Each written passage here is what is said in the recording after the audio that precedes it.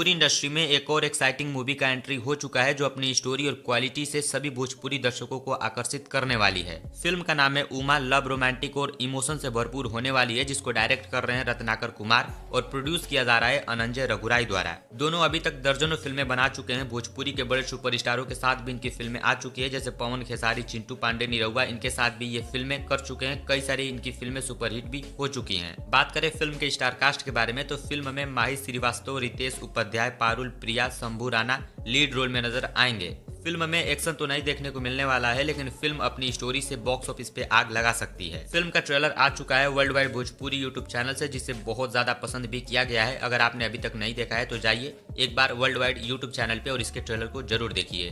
Film तो तगड़ी होने वाली है, लेकिन हिट होना और ना होना ये तो भोजपुरी दर्शकों पे डिपेंड करता है। आपको क्या लगता है, ये फिल्म हिट हो पाएगी या फिर नहीं? कमेंट में बताइएगा। ऐसी और अपडेट के लिए चैनल को भी सब्सक्राइब जरूर करिए।